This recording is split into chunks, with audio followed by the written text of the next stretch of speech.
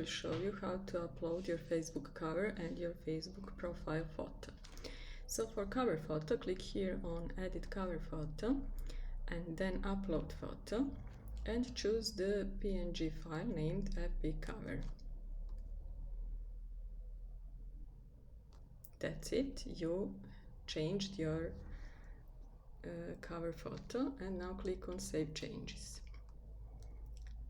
To change your profile photo, click here on Upload Photo and choose the profile photo.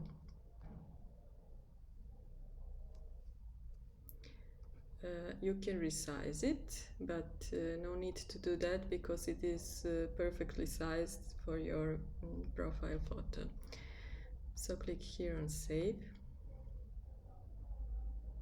And that's it. Congrats, you changed your cover and profile photo on Facebook.